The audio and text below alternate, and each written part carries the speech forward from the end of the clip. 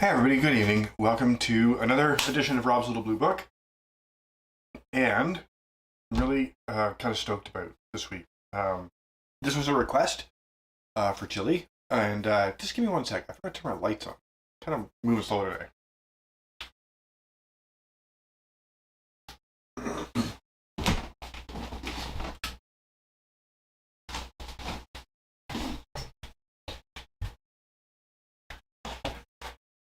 Yeah, that's better. All right, I'm back. So we're doing chili tonight. We're doing a Texas style chili, and I'm really grateful. And I actually don't remember who requested this, but I had to go digging through my notes to find my recipe for this. But this is one of my absolute favorite things to make, and I haven't made it in a really long time. So I was really glad to get back to it, and I'm happy to be sharing it with you guys tonight. So theme tonight is Texas. This is a Texas style chili, and it means there's no beans in it. There's a lot of technique into making this chili. It's a great base recipe that you can take and make your own in a whole bunch of different ways. So we're going to do that in a sec, but first let's do a cocktail. And since the theme was Texas, I had Serena ask her work colleagues, some of whom live in Texas or nearby, what the most popular cocktail in Texas was, and apparently it's 2% beer. Oh yeah, it was Janice. Okay, so that beer's not a cocktail, really. And I did some research on my own, and it turns out the state cocktail for Texas is the Paloma, which we've already done. So a little more research led me to the Texas tea, which is a Long Island iced tea with bourbon, which is what we're going to make tonight. So I'm going to throw that together, and it's pretty straightforward. Again, this is I'm going to switch to the thing here. We're just going to build this in the shaker, the bottom half of the shaker, and it's very straightforward. So let's start with half an ounce of tequila, or 1 part, or however you want to mix it. Although I do recommend keeping your parts to around half an ounce, because this is a pretty boozy cocktail, actually. So half an ounce of tequila. I got half an ounce of bourbon, of course. I'm using Makers here, but you know, like any bourbon you have kicking around is going to be fine for this. All right, we got half an ounce of gin, using Dillon's, my current favorite for a lot of spirits, actually. Great Canadian company, not too far away. Nice people there, which counts for a lot. And we have half an ounce of white rum.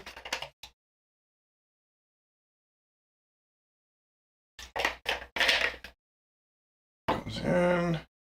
And half an ounce of vodka.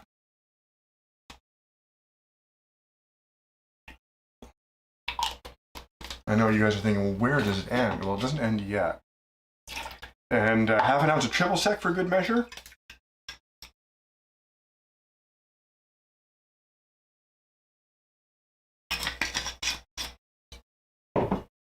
And then 1 ounce of sour mix. So I don't have sour mix made up. I'm just going to use, half an ounce of simple syrup, which I've got here. This looks like a double syrup, actually. It's really thick. And I'll just fire a lime in here.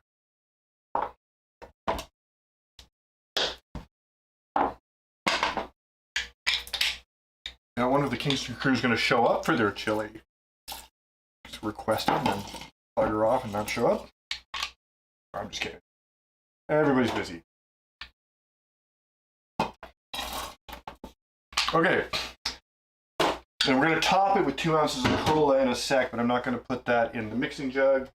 Got a spoon here. Just give this a little chill down.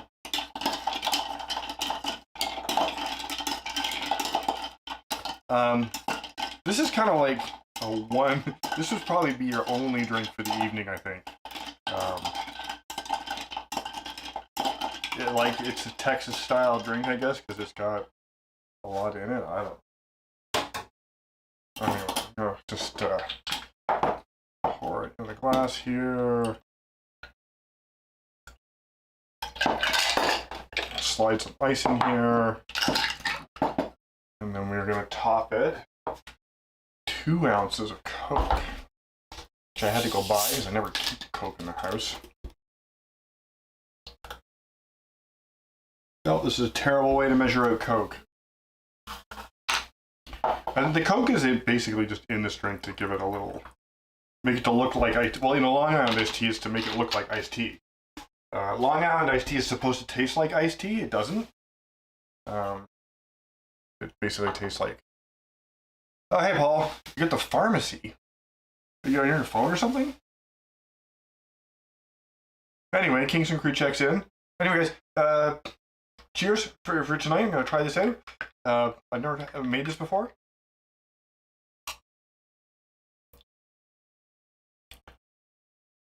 Yeah, this tastes like swamp water. I don't know. Swamp water for us was like when we were in high school and you raided your parents' liquor cabinet. And you took a little bit of everything and mixed it all together and drank it because you didn't know any better. Yeah. That's gross, actually. It's not a good cocktail. I don't know what the hell I was thinking. Okay, anyway, lesson learned there, guys. Maybe they like it in Texas. I don't know.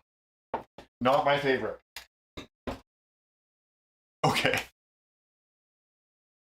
Oh, Janice, it's a Texas tea. So it's a Long Island iced tea with bourbon, and it you don't substitute the bourbon for anything. You just add it in addition to the other Long Island iced tea alcohols, which seem to be all of them. It's Give me 1 second. I'm just gonna fire it and let Serena taste this and she can tell you what it tastes like too. I'll be right back.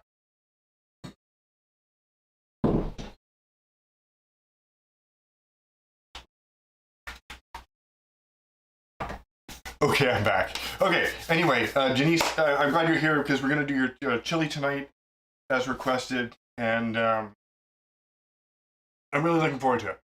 I think we're going to go over some of the ingredients first before I actually get into actually making it. So we're doing this TV style. I made a batch up earlier in the day, which I have not tasted. I made it up. It's been simmering on the stove. I'm going to wait until I show you guys how to do it, and then we'll do the taste test together.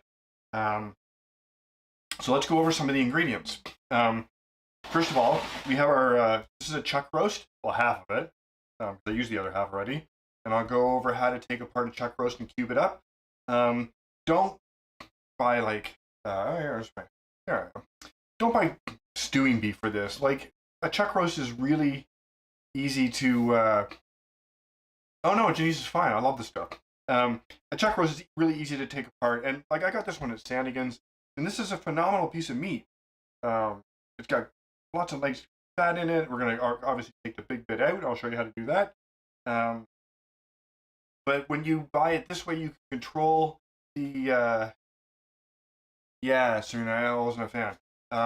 You can control the size of the cubes, which in this chili, I have a way I like to do it. You can develop it yourself. This is a chuck roast, a blade roast will work, cross rib roast. They're all from the same part of the cow. So there you go. So that's the piece of meat we're going to be using. And of course, the feature ingredient in a chili is the chilies. So we're not using chili powder in this recipe. We're going to use actual dried chilies. So I have, these are anchovies. So have fun with your chili. You can get dried chilies in any Mexican, you can get them at Loblaws now. You can get them on Amazon. You do want to get relatively fresh ones. They should be like dried fruit. You know what I mean? They should feel like almost like raisins. Like you want them to be a little pliable. You want them still to be soft. They shouldn't be crunchy. They shouldn't be dried out. But as a base to start, anchos are pretty much always in. It's a signature flavor. They're amazing chilies to form the base of your chili sauce or chili powder. And then we have these are guajillos, which I quite like. This could be also a New Mexican chili. You could use a pasilla here. I didn't try them yet. I got like Morita chilies are also really nice for this, which I'm not using tonight, but I've got those as well. So start with your base, and this is where you can make this dish your own. Is in your choice of chilies.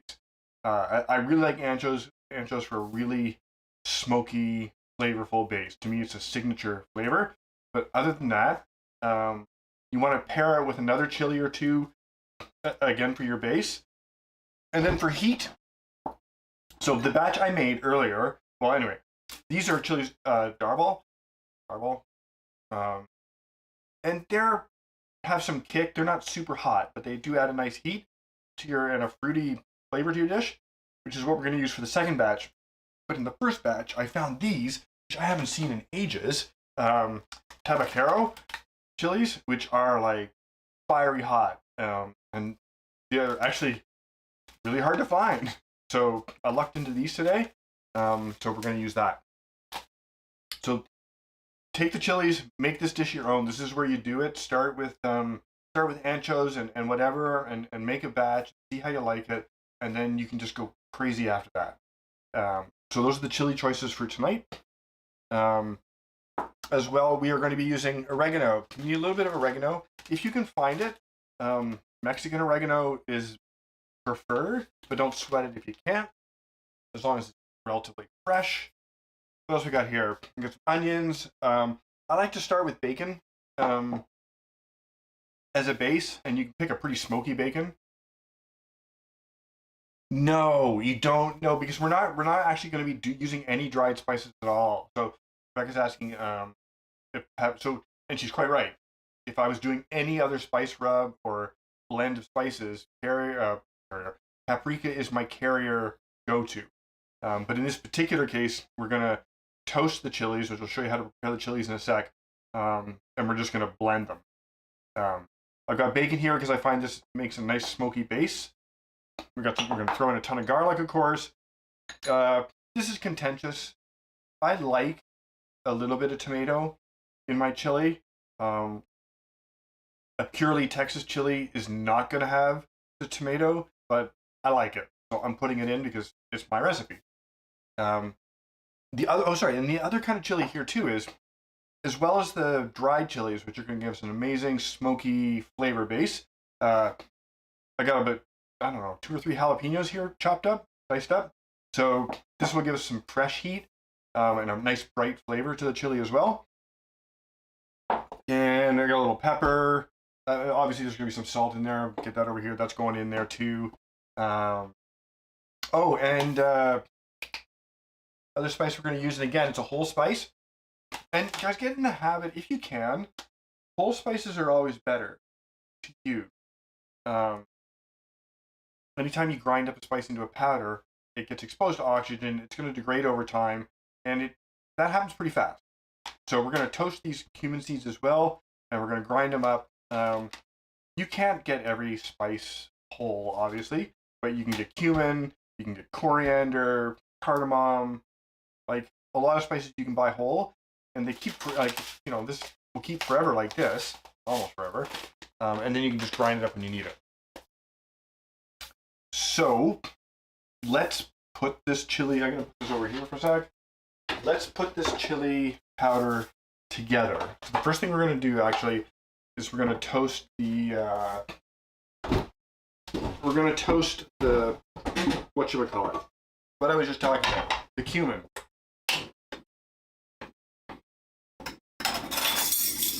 And I'm going to go for about a tablespoon of this. And I know, guys, it seems like a lot of work and it looks like a little intimidating, but first of all, you can make up a big batch of this chili paste and store it in the freezer. It'll keep a long time. And honestly, it's worth doing. Like, it tastes so much better.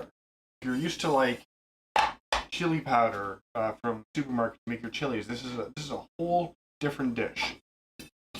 And you can take your time normally to don't do what I'm doing and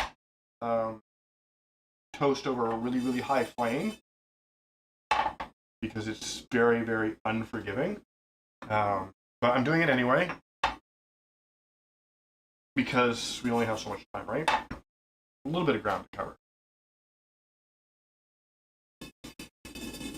And then we're going to toast it. By the way, our apartment smells amazing because I've been toasting chilies and simmering this all day. Well, all afternoon.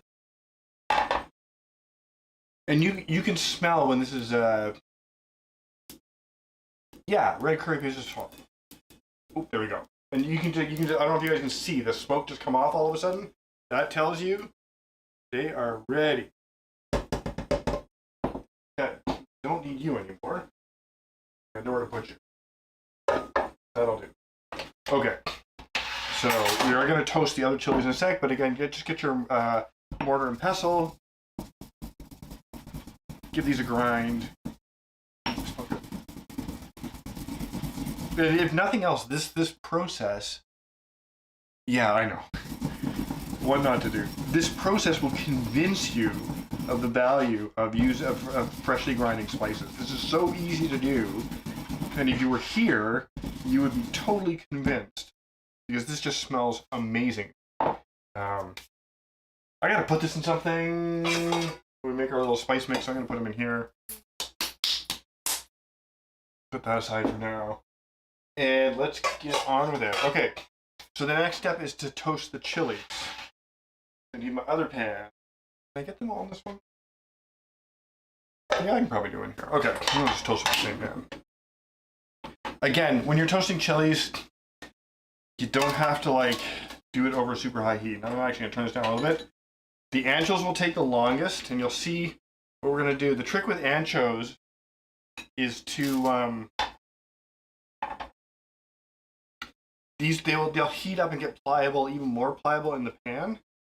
And then we are going to seed them and flatten them, and then we're going to put them back in the pan for a second.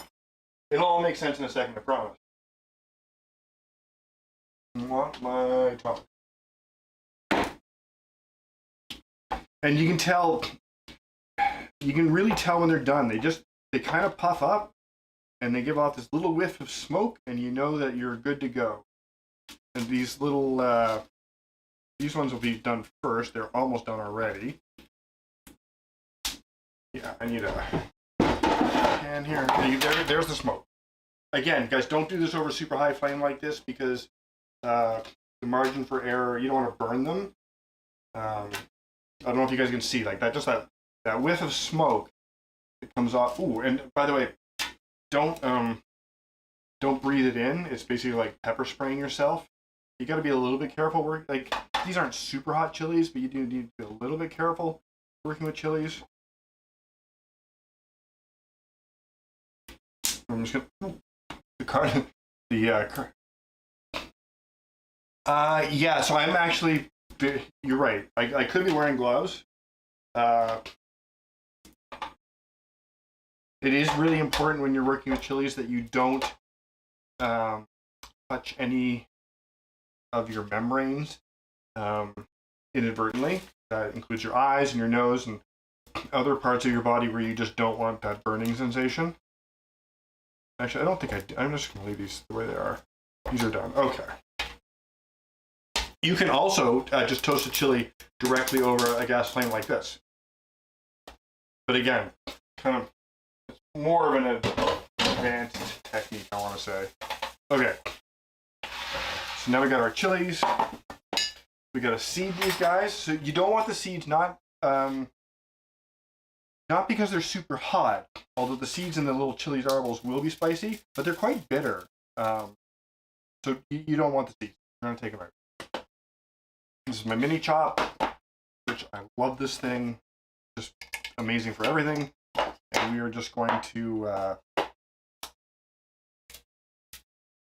pile everything in here. If you get a few seeds it's not the end of the world. Okay, there's a taste of that Texas tea out of my mouth. I don't think we've really had a big miss on a cocktail on the show so far. I mean, we kind of stick to the classics, so that's fine. I don't think Texas tea is a classic. But thank you, Internet, for ruining our streak. I'm sure that in Texas they have lovely cocktails that I just don't know about. Again, just gonna take the head off. In a pasilla, all the seeds are kind of like in one end. So again, if you get a few seeds in, not the end of the world. These actually toasted up quite nicely. I had a little more of a challenge earlier today, and just crack them open. You guys can see the seeds are just falling out. Tear them up into strips a bit to jumpstart the blender process. The anchos, again, nice and crispy. Almost no seeds in this guy. That's weird, but good. So there you go. I'm just going to take the head off this guy.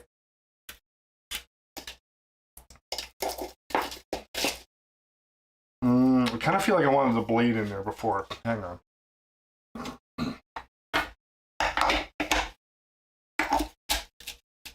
Yeah, there we go.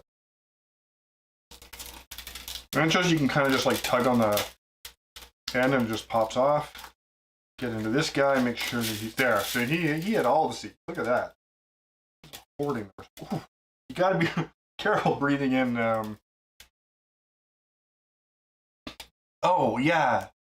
Sorry, Mike, I wasn't watching the thing. A couple seeds here and there, not the end of the world. You definitely don't want that many, but this will be fine. Okay, so let me get rid of this. Now I'm going to shut the mic off because this is a little bit loud. So give me a second, I'll be right back.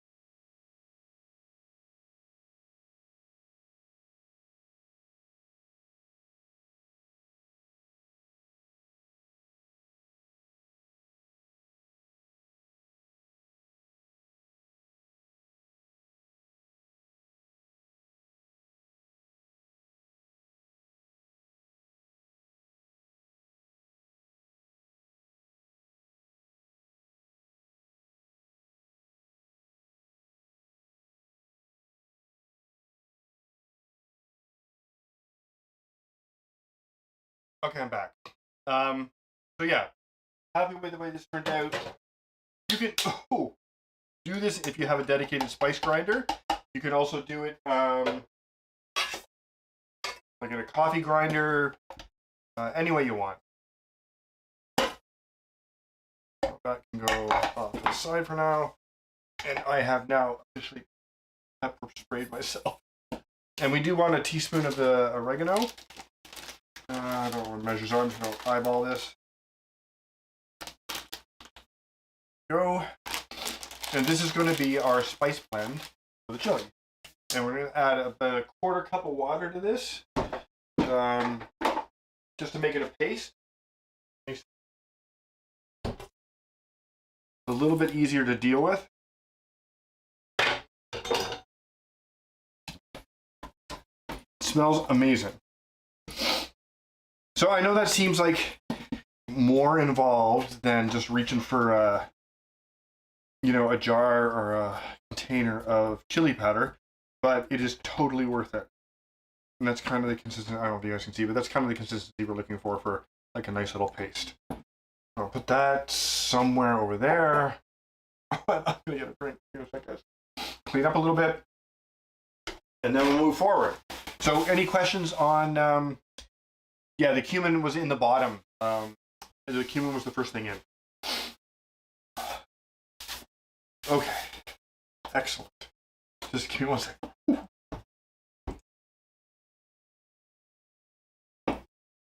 Okay. I don't even know what was in all these with the chili dishes. Okay. Okay, so now we kind of get down to it. Paul, I gotta tell you, it really is worth it. I'm so thankful to Janice for bringing this dish back into my back onto my radar, because I originally did this recipe like over 10 years ago. I think over 10 years ago. I had to go back into my notes to find it, and I haven't made it in I don't know how, probably that long of time. I kind of forgotten about it. We don't eat a lot of chili here because Serena doesn't like beans, so most chilies are out. And this, no matter how much I temper my heavy hand with the chilies, it always ends up being pretty spicy. So, let's get on this. We're actually going to start cooking now. The first thing we're going to do is we're going to fry up the bacon. If pork isn't your thing, you can leave the bacon out. You can start with any fat of your choice. It doesn't matter. A little bit.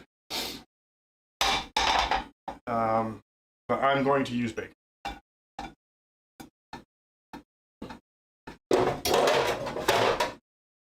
This. And again, you want to reduce your bacon on medium-low heat. Well, let's say medium. Yeah, I haven't tried the Jamie Oliver version, but it's funny when you get into the habit of making something that's really good and then rediscover it.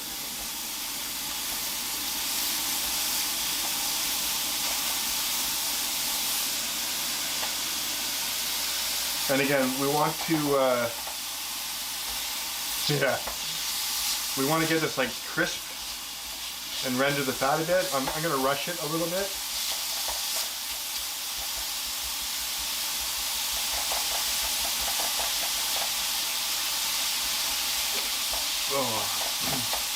And, just to say, although I'm Russian, I have no plans to invade the Ukraine today or tomorrow.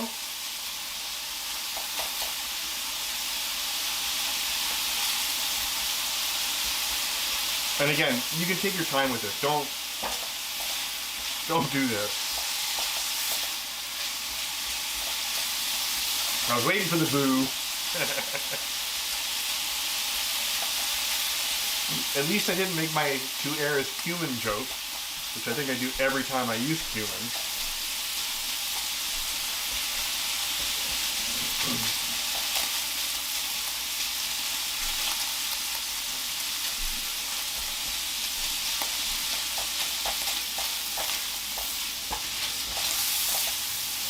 Okay, even for me, that's a little bit hot. When you start developing a fond on your non-stick pan, you got the heat up too high. Shouldn't happen. I would normally do this in a Dutch oven, but it's on the stove with the first batch in it.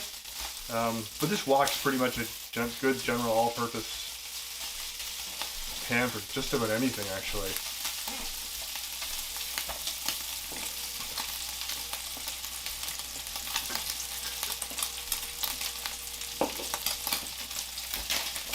I hope everybody's week is going well. It's warmer here today, which I'm quite happy about. Yeah, I know, but it's going to simmer 2 hours. It'll be okay. Well, we're going to leach all the salt out of it, don't worry. But you're right. I mean, normally, take your time with this part. This should take about 10 minutes, not 3. It's also a little safer. You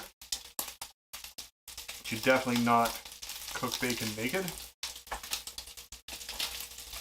I have learned that the hard way. Not that I do a lot of naked cooking, but sometimes in the morning.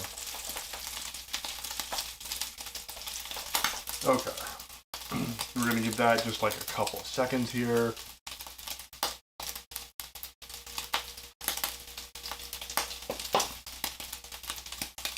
And I got to put that in something. I'll put that in. I'm going to the bottom here.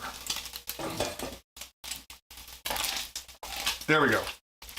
So I know you guys can see the color and the crispiness. That's about exactly where I want it to be. I want the fat to remain in the pan here. if you have, if you're using like a supermarket bacon or something that's got a lot of liquid, you're gonna want to drain some of the fat. This is pretty good bacon that I got at Farm Boy, actually. So it doesn't render a ton of fat. Oh, come on, get the last couple pieces out there. Okay, good enough. So bacon, and now we want to saute the meat. So when you're sauteing your meat, oh, you know what? Oh, I haven't even cut up the meat yet. We were gonna do that. So let's put this aside. Get on the meat. Okay. Chuck roast time. Chuck roast have this giant fat seam that runs down pretty much the whole thing. And you can get in there with a knife, but usually you can kind of just get in and separate it with your fingers into two pieces. And then we want to trim this off. So under this fat on both sides is a silver skin that we also want to take off. So just, and be careful, you know, take your time with this. Really easy to do. We're just going to take off the fat. And again, this is one of the advantages doing this yourself. You know, you get to trim the meat exactly the way you want. And that's important, right? Especially with chuck. You don't want like, normally like fat is flavor, but in this particular dish, because it's going to simmer so long, this would just end up as like hard congealed clumps of not goodness in your food, and you just don't want that. Just take it off. You leave a little bit, and when we trim these pieces, when I cube this, we'll finish the trim. I'm just getting the bulk of it now. That seems okay. You can expect in a yeah, you don't really, for this chili pie, you don't really want to leave a lot of fat for this, because it just simmers down and goops up your chili. There's a ton of bacon fat for flavor already in the pan. We're going to leave a little bit, but these are kind of like, you want to cut these into bite-sized pieces of meat that are like nice to eat, right? Particularly if you're going to freeze some of it and reheat it later. You know, on the first go round when you simmer your chili, you're right, a lot of this fat, it'll be like molten and nice and yummy, but once you cool it and reheat it, it's just going to be like hard lumps of congealed fat, and that's just not nice to eat.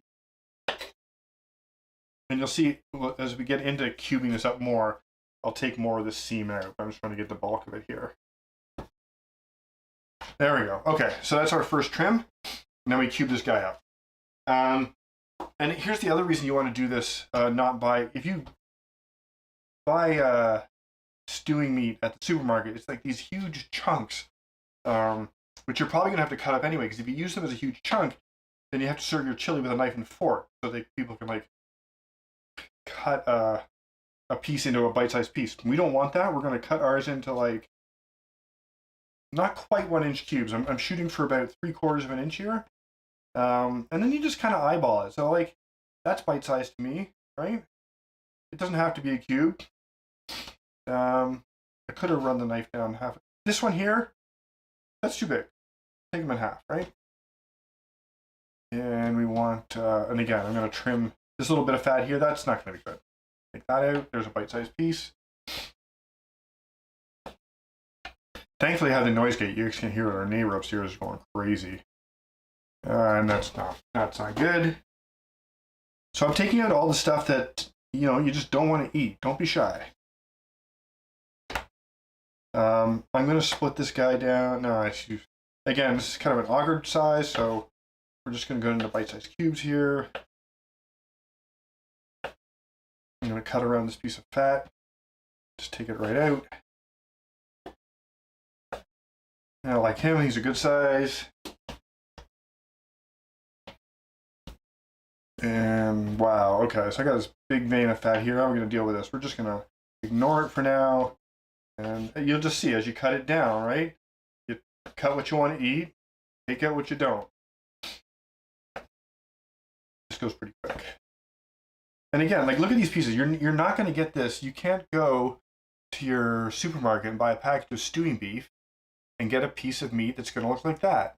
It's just not. Look at the marble. First of all, this is an excellent chuck roast. I'm going to hold this right up there. Will it focus? Yeah.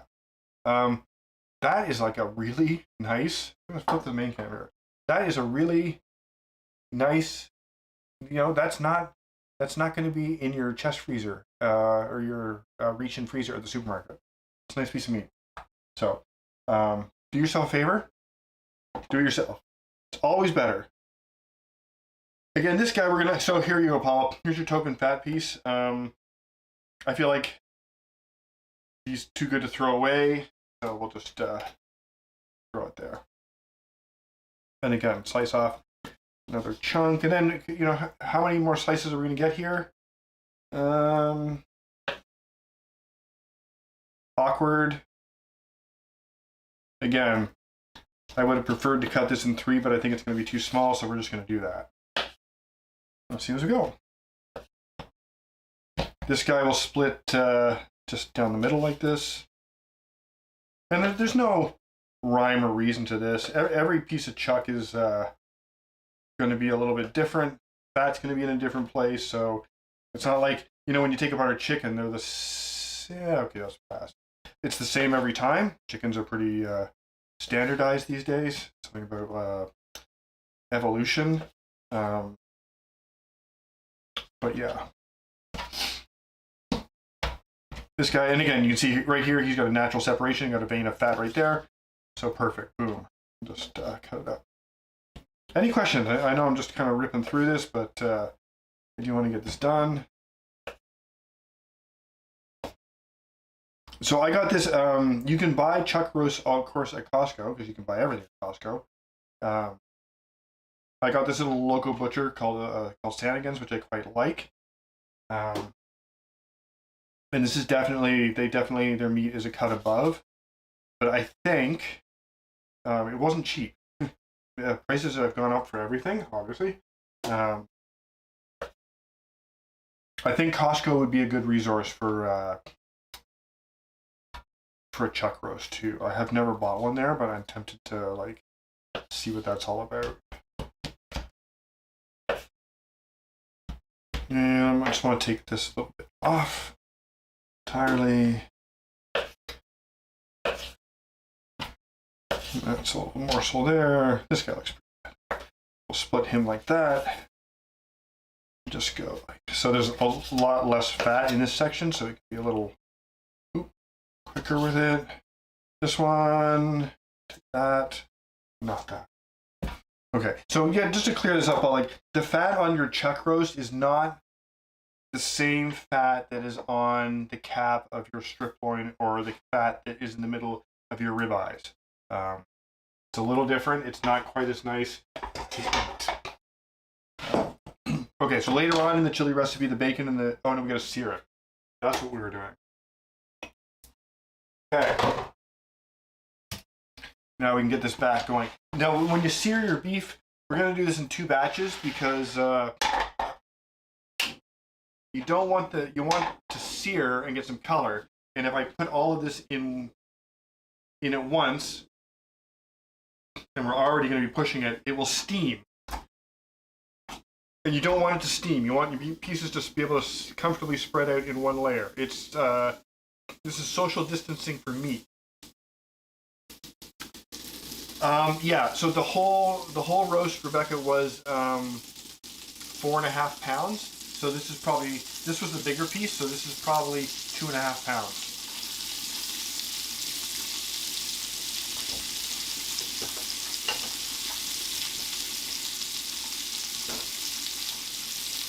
So, and again, we just, yeah, so this is definitely a beef heavy recipe. This is all about the beef. There's no supporting cast. I mean, you have your beef, chilies, and some onions. That's it. It's one of the reasons I love it.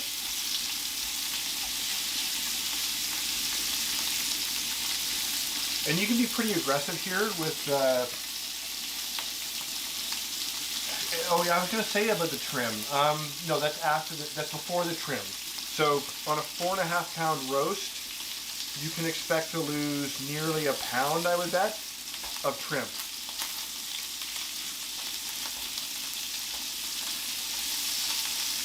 Yeah, I could have weighed it, but I didn't think of it in time.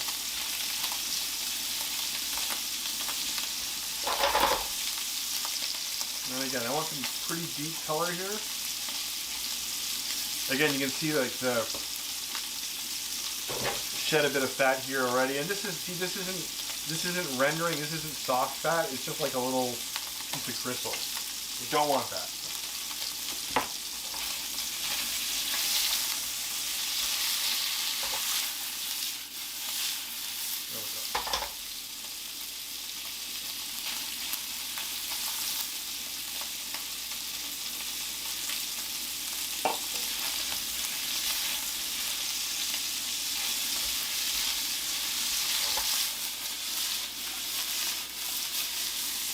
Almost there on this one.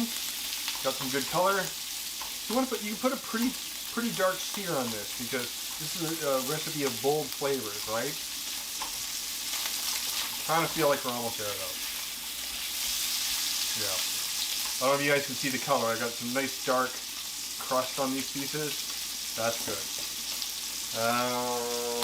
This. And since we are going to add this in with the bacon later, I can just slide it into the same bowl here.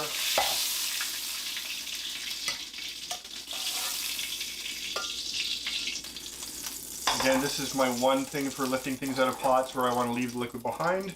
You don't need a dozen of those.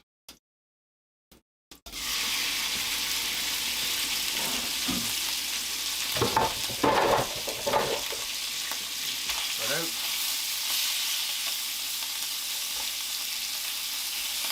Social distance the meat.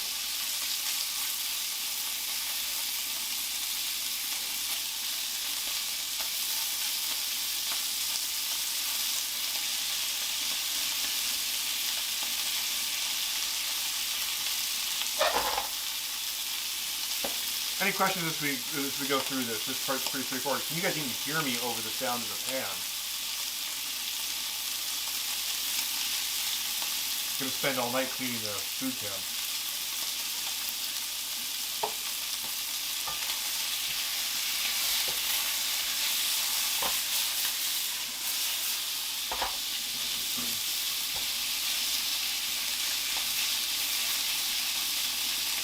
And again, this is a spot where you want to spend, I would say 5 or 6 minutes, 7 minutes, getting a good sear on your meat.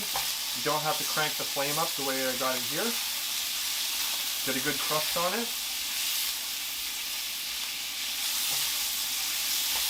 I mean, you can do it fast. It's just, you have to pay a lot more attention to it.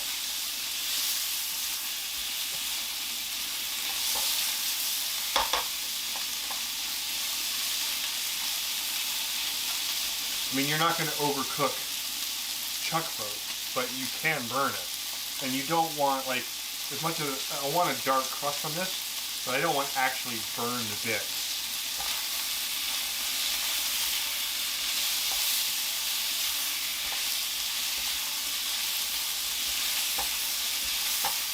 Almost there though.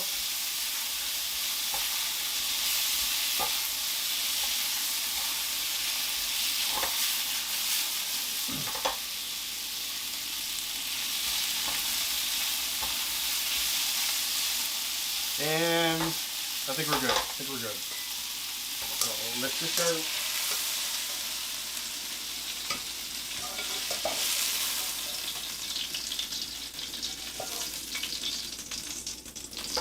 Okay, we're gonna go down the heat just a little bit. Next up is the onions. We want to saute the onions, get them soft. Normally, like, I don't know, 5 minutes or something. We're gonna rush it a little bit.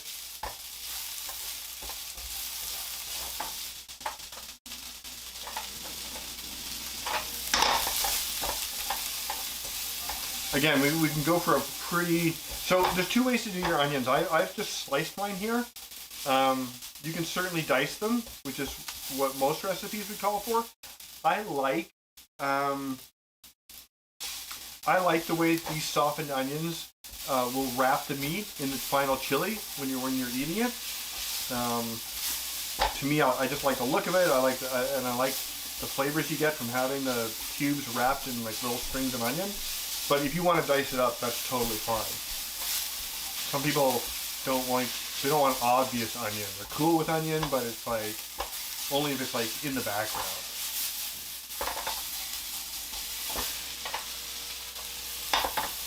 Ooh.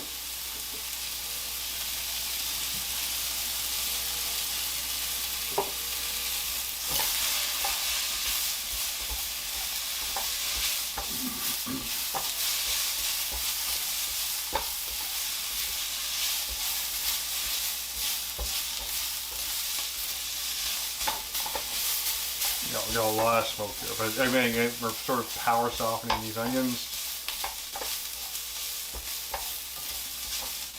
Okay, I'm gonna turn it down just a little bit because we're now gonna add the garlic and the jalapeno for just like a second until I get like fragrant. And the garlic will burn pretty easily. Jalapenos not so much.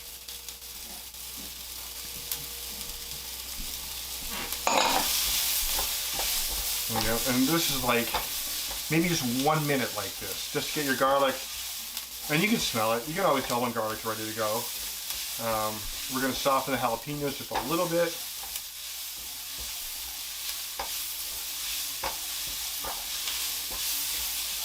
And you know what?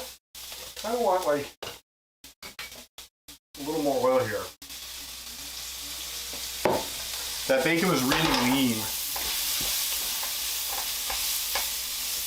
I want to keep everything flowing and moving around.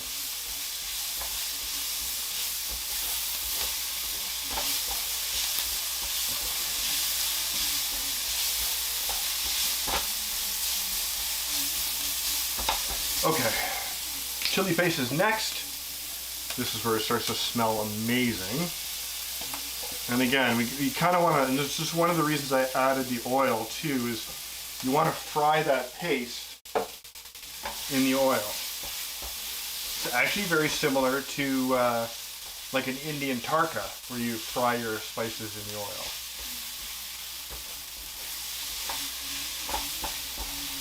Yeah, it's starting to smell amazing.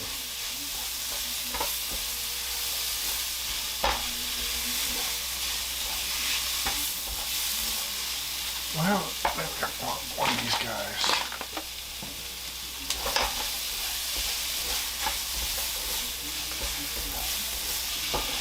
Oh, okay, and you can see, you guys, maybe you can see, but that sudden blast of smoke as the chilies start to toast again tells you you're ready for the next step, which is getting your meat in there. So bacon meat, this is where the tomatoes come in,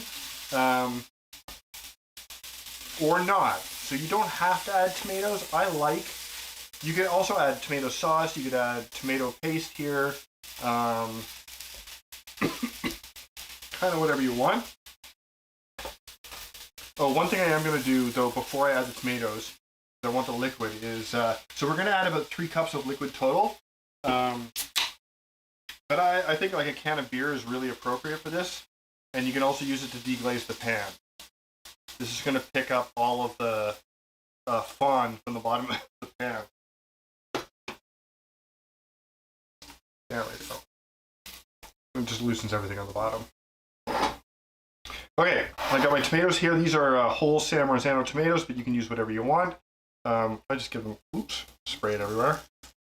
Just give it a little like burst. I'm literally just hand crushing these tomatoes into the sauce. And I think 3's enough. Maybe tip in just a little bit of the liquid. And then finally, we want to make it the rest of the liquid. I'm going to want another, oh, how's this that way? Yeah, I can crank this up. I'm going to want about another 1.5 cups of liquid in here. So I'm going to find my liquid measure. Cup and a quarter maybe.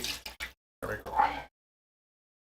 Okay, so we're gonna bring this up to a simmer, and then this just simmers for a couple of hours. You want a pretty vigorous simmer. You want the sauce to cook down to, and we'll talk about thickening this in a sec if you need to.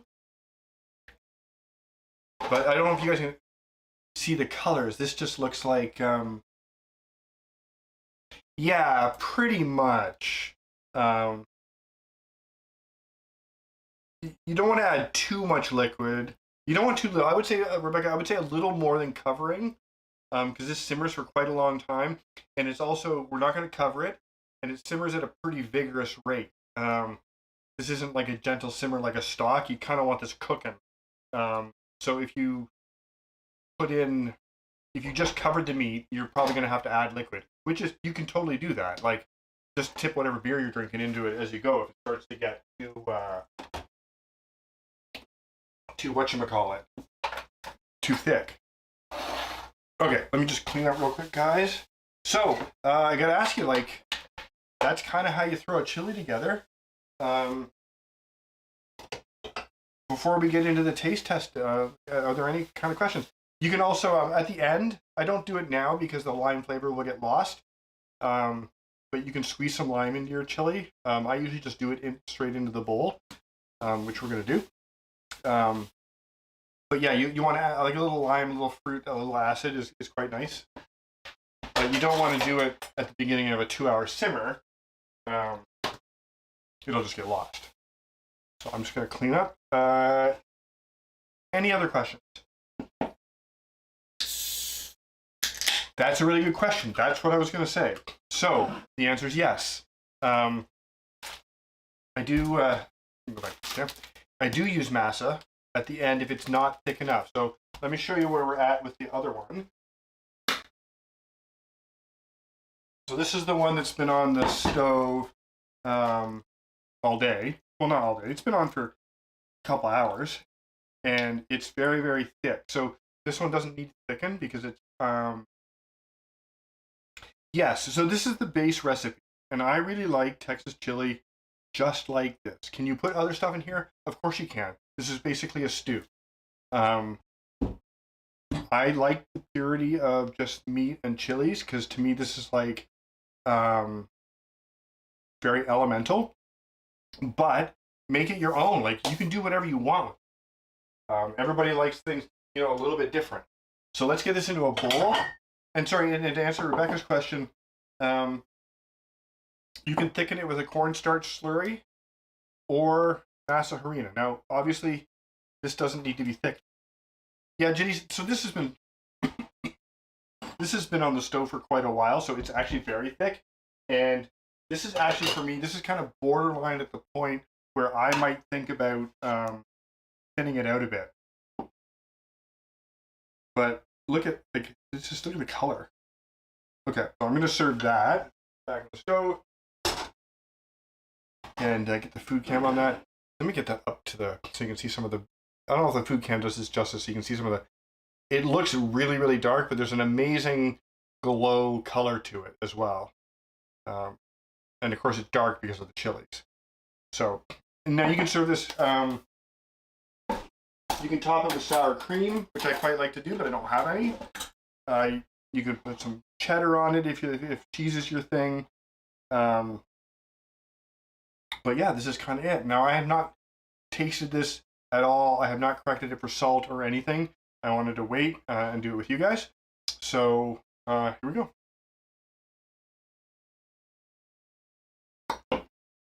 Oh wow, the meat's so tender. Mmm. Mmm. Wow. That's, you know what? It's not that spicy. It's not nearly as spicy as I thought it was going to be. It is so amazing. I actually think Serena can eat this. So these little guys, which I haven't used in a long time, Tabacero, are not as hot as I expected them to be. This still has a good burn, definitely, but is not like searing hot. Wow. Okay, you know what, guys? Give me 2 seconds. I'm gonna run a bowl of Serena. I think it's okay.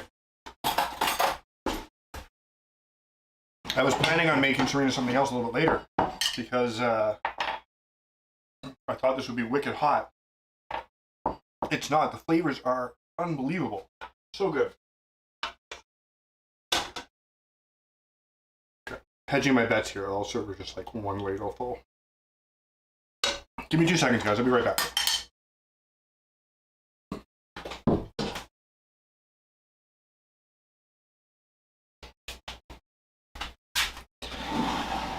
No, you're not a wimp. Everybody has different spice levels that they like and tolerate. And guys, food has to taste good to you. It's not being a wimp. If you don't like spicy food or it's not enjoyable, don't eat it. That's crazy.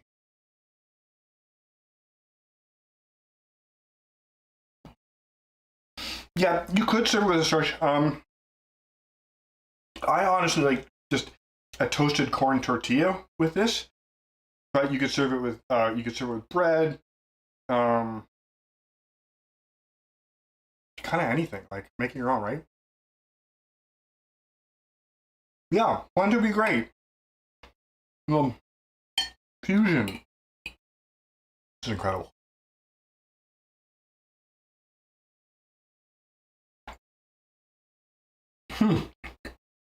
This is as good as I remember. Home fries would be fine too. Oh, wow.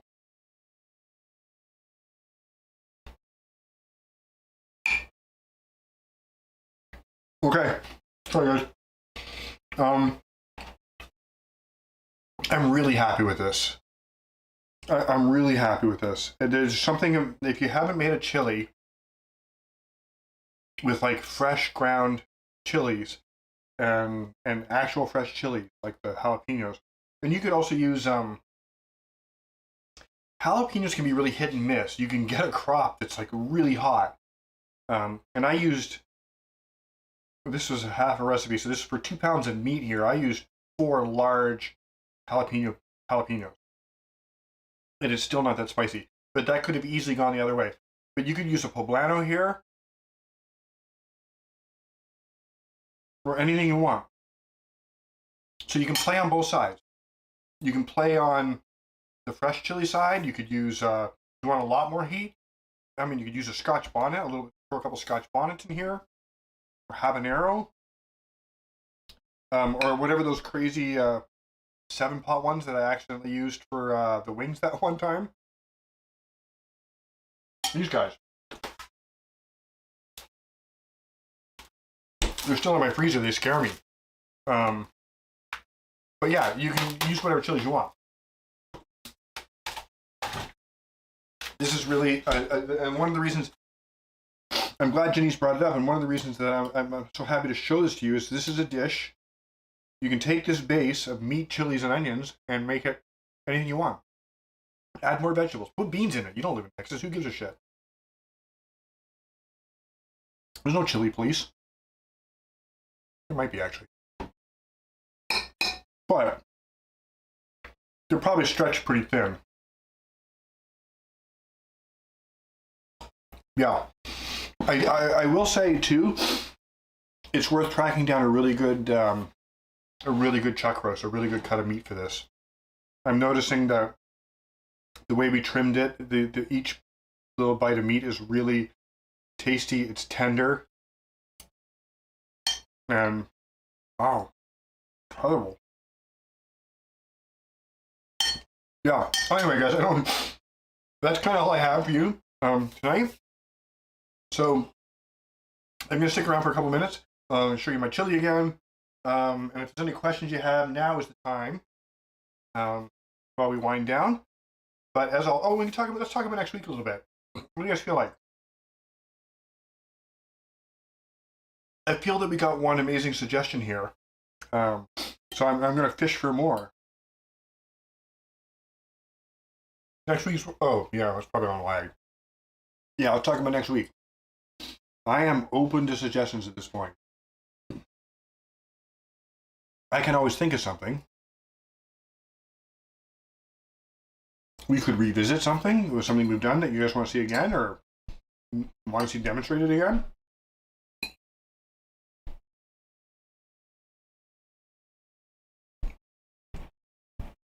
I'm toying with the idea of going back to an Italian dish for next week. So maybe we'll do that. Maybe I'll just look into my notes for something Italian.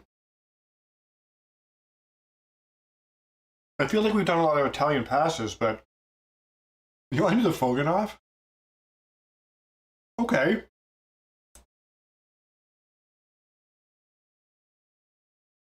Yorkshire. Well, okay. The problem with Yorkshire puddings is you kind of have to do a roast with them. Stuffed pasta. Okay. All good ideas.